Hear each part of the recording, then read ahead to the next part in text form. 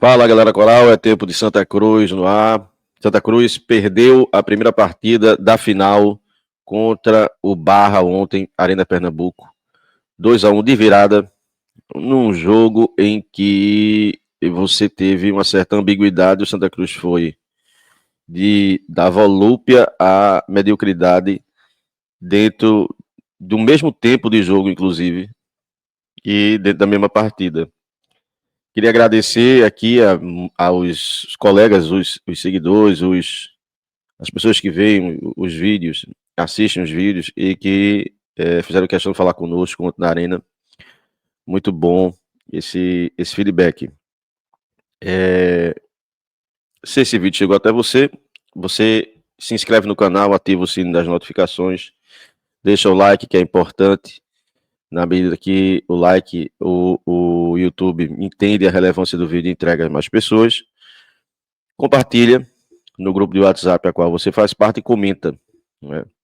Bom, ontem eu não fiz live nem comentário porque cheguei já tarde, super cansado, porque a volta é muito desgastante, sol que a gente levou ontem.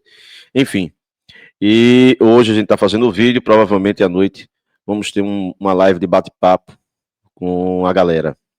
Bom, torcedor, o time do Santa Cruz ontem entrou numa formação que eu achava que era a correta, que eram com dois jogadores extremos, dois jogadores jogando pelo lado.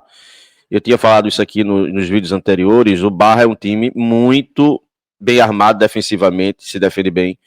Então, o Santa Cruz precisava de jogadores no lado que desse lateralidade à equipe, não é? Amplitude, né? Lateralidade e profundidade. Porque o time fechado, você precisa abrir a defesa desse time. Jogada pelo meio não vai funcionar muito. Então você vai ter que abrir a jogada pelas pontas. Então você vai ter jogadores que vão ter que jogar praticamente quase que em cima da linha lateral para poder essa defesa se abrir, e ao se abrir você ter condições de penetração e conclusão de jogada. E foi isso que aconteceu. Os 30 primeiros minutos de jogo foram algo assim espetacular. O Santa Cruz vinha fazendo a melhor partida da Série D até relembrando aquele jogo contra o Ferroviário.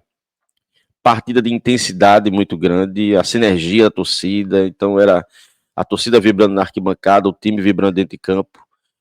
Então foi uma partida espetacular, em que o Santa Cruz fez 1-0 numa jogada de Renato, que quando recebe a bola na ponta direita, todo mundo quis que ele avançasse, mas ele cortou para o meio inteligentemente, porque tinha poucos jogadores do Santa Cruz. Ele cortou para o meio, deu tempo, não é, dos jogadores do Santa Cruz se aproximar. Ele joga a bola na esquerda, corre para a área e de fato faz jus à fala de Marcelo Cabo, que diz que Renato é o melhor finalizador e finaliza de cabeça fazendo o gol do Santa Cruz. Então o Santa Cruz fez esse gol aos 26 minutos, eu acho. Não sei o tempo correto do gol, mas o Santa Cruz poderia ter chegado antes ao gol. O Barra se mostrou um time muito desorganizado no sentido de sentir a pressão do estádio. Então era um time que estava sentindo muito aquela atmosfera, aquela pressão, aquele contexto, né, de torcedores, mais de 45 mil torcedores. Então o time estava atordoado, errando passes bobos, errando bola na saída de jogo. Teve uma bola que o lateral esquerdo foi dominar, a bola passou por debaixo do pé. Teve uma bola que foi recuada para o goleiro, a bola passou por cima do pé do goleiro, quase que saiu o segundo gol. Seria contra, foi um recuo do jogador do Barra. Então o Barra estava sentindo muito o jogo. E o Santa Cruz, se tivesse um pouco mais de paciência e de qualidade, ele poderia ter feito não só o gol, mas infelizmente numa bobeira do Santa Cruz, o Santa Cruz deu o gol, né, numa falha de saída de bola de Balotelli, que ontem oscilou entre boas jogadas e jogadas em que ele comprometeu o sistema defensivo. E essa foi uma delas, e foi fundamental porque ele perde a bola na entrada da área. O Roquini estava muito no canto da barra, o meia do Barra joga a bola lá no canto Ele ainda toca na bola, mas a bola entra, Barra 1-1. O gol faz com que o Santa Cruz sinta muito, mais do que deveria. Porque levar um gol durante a partida é normal. E o Santa estava bem. Mas aí foi um conjunto de fatores. Foi o gol através de uma falha, né? Já tinha passado aquele momento de intensidade, era muito difícil, Santa Cruz permanecer com aquela intensidade o jogo todo, nenhum time consegue. Não é o Santa Cruz que vai conseguir. E, culminando com isso, o Renato, autor do gol, se contundiu. Então foi um conjunto de fatores no mesmo momento de jogo. E aí o Santa Cruz arrefece e torna-se um time muito burocrático, muito sem vontade, muito disperso. E o Barra, lógico, foi pegando esse contexto e se aclimatando ao jogo, se acostumando àquilo, e foi fazendo o jogo a qual ele, para ele era extremamente interessante, um empate para decidir em casa. Adailson entra no lugar de Renato e nada acrescenta. Teve uma bola que ele poderia entrar na área e finalizar pela direita, ele prefere se jogar no lance. E um jogador que se atrapalha, a sensação é que tem mais pernas do que para dominar uma bola. Jogador que errou tudo ontem, né? Teve a sua importância em determinados jogos que entrou, principalmente com o América de Natal, mas ontem foi péssimo. E aí o Santa Cruz volta para o segundo tempo, volta com a mesma formação. Eu pensei que ele ia alterar, que a próxima alteração do Santa Cruz seria uma consistência maior no meio para a chegada, né? Liberação dos laterais e chegada de um jogador do meio campo, ajudando inclusive o William Alves, o William Júnior, que fez uma boa partida, se movimentou bastante. Mas o Santa Cruz volta com o mesmo time e o Barra volta na mesma toada. O jogo fica um jogo frio. O Barra bem posturado, defensivamente. O Santa Cruz querendo tomar iniciativa de jogo, mas sem a qualidade e sem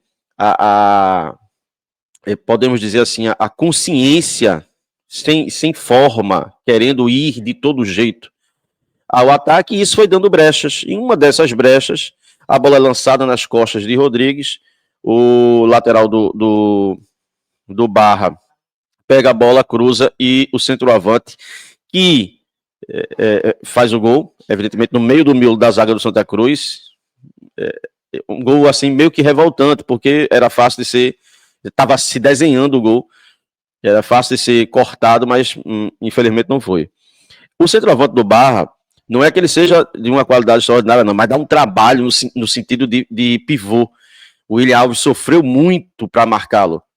Não que ele tenha mobilidade, mas ele sabe usar demais o corpo e fazer a parede. Durante o jogo todo, o William Alves sofreu muito, mas foi uma boa partida do miolo de zaga do Santa Cruz, de William e do Eurico, partidaça.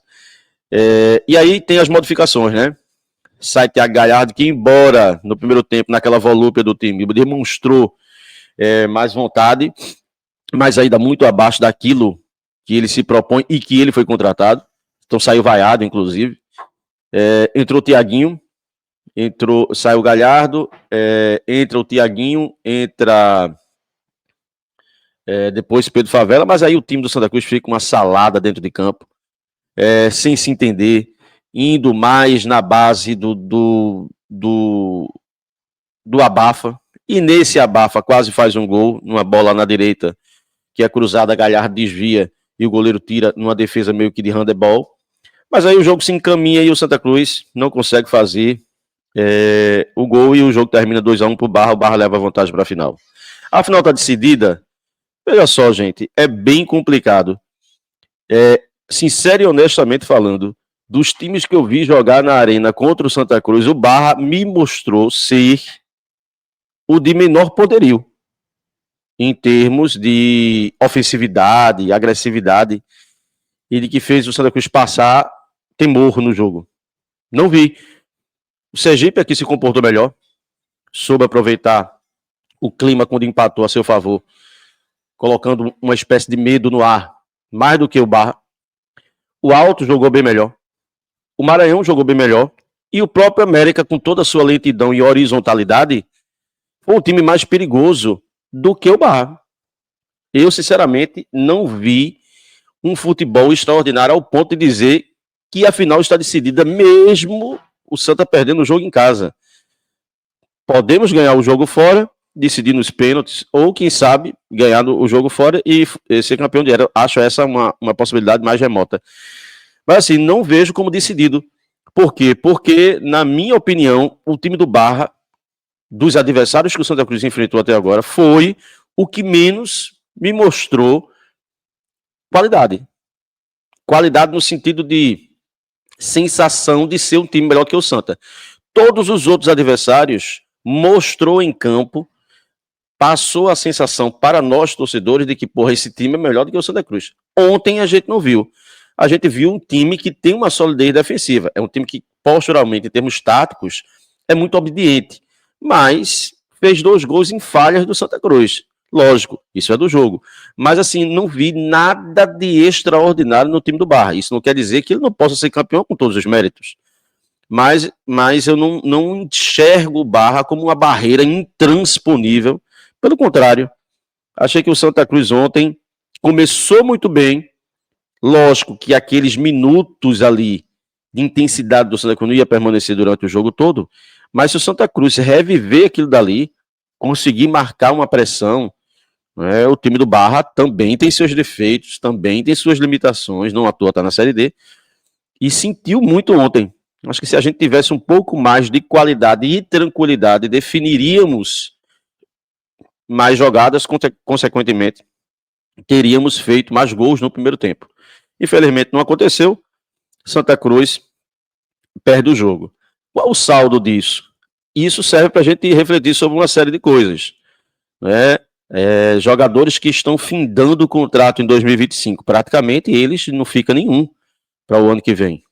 Na visão minha, de torcedor e de analista, não fica nenhum, exceto o Giovani, que eu não entendo porque saiu do jogo ontem, onde era o jogador mais perigoso do Santa Cruz, para a defesa do Barra.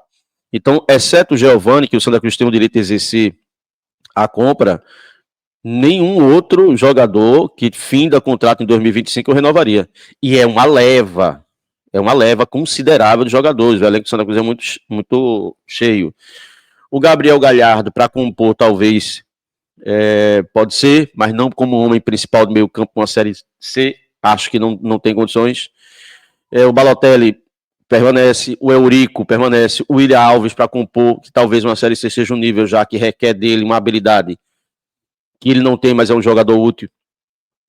Totti não renovaria. Rodrigues, os 2 laterais esquerdos da gente são sofríveis. Não vejo futebol para permanecer. Dos 2 aí, se você for ficar com um, fica, mas esse um é para um banco e não para ser titular. E no nosso ataque, a gente tem uma leva de atacantes que, infelizmente, a gente sofre. Ontem, o Ariel não pôde jogar por causa da contusão, mas lembre-se que nos vídeos que eu fiz aqui, nos dias que antecederam o jogo, eu disse que ontem era um jogo para Ariel. Por quê? Porque o time do Barra, como joga atrás da linha da bola, seria muito interessante que a gente tivesse no ataque um jogador como o centroavante do Barra foi para a nossa defesa, um jogador que incomodasse, ficasse ali prendendo os zagueiros. Talvez se Ariel tivesse ontem no jogo, as bolas alçadas à área tivessem um resultado melhor.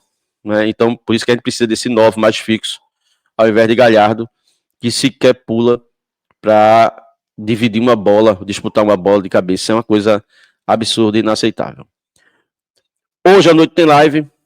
Segunda-feira a gente solta vídeos. Terça-feira a gente faz uma live comentando já a projeção do próximo jogo.